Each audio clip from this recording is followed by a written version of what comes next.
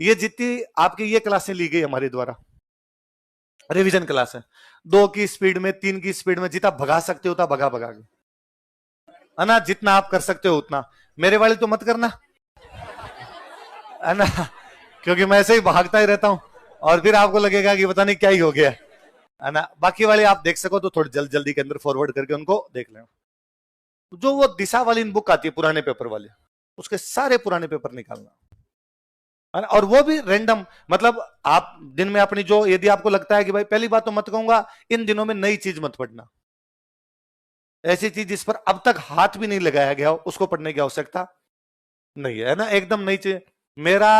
Exam देने का जो एक्सपीरियंस है वो ये कहता है कि अंतिम 3-4 दिनों में पढ़ी गई चीजें कभी एग्जाम में नहीं आई,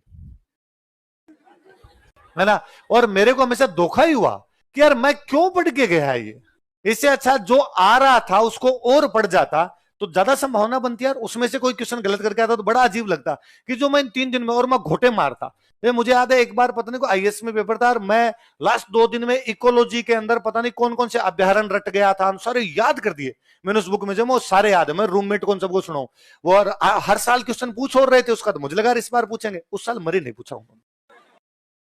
मेरे को एक बार याद है, एक बार एक एग्जाम से पहले मैंने विजयनगर साम्राज्य, मेरा पहला कभी नहीं पढ़ा हुआ था, और मैंने एग्जाम से ठीक पहले विजयनगर साम्राज्य के घोटे मारे। उस साल विजयनगर साम्राज्य का कोई भी क्वेश्चन, तो ये ट्रेंड है, आप लास्ट टाइम में जो भी पढ़ के जाते हो उसका क्वेश्चन नहीं, इसकी अपेक्षा हमने जो पढ़ रखा उसको बार बार पढ़ लिया जाए, उसको बार बार पढ़ लिया जाए। करंट इकोनॉमिक सर्वे आपका पढ़ा हुआ है, आपके क्वेश्चन गलत भी नहीं हो रहे और पढ़ लो उसको, ताकि क्वेश्चन उसका गलत होने की कोई भी संभावना ना।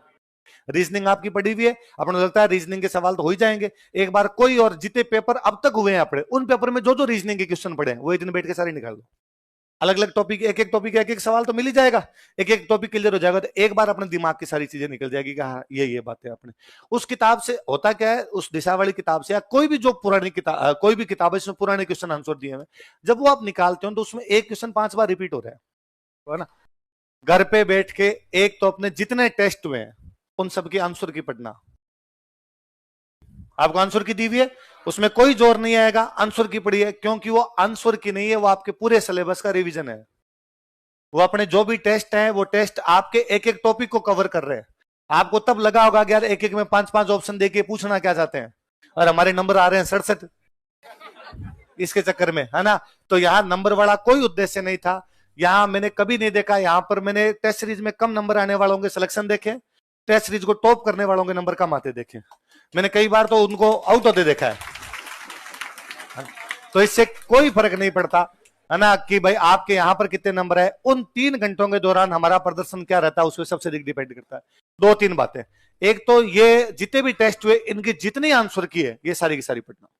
जितनी आंसर की है वो सारी की सारी, है ना, केवल आंसर की पढ़नी। आप रैंडम कभी भी, मैं कह रहा हूं आपका पढ़ाई में मन नहीं लग रहा और आपको लग रहा है यार अब पढ़ते पढ़ते बोर हो गया, मैं तो आंसर की लेके तो पढ़ाई जा सकता, याद करने की चीज नहीं, आपका दिया हुआ टेस्ट है, आपका देखा हुआ टेस्ट है, आंसर की पढ़नी है उसकी।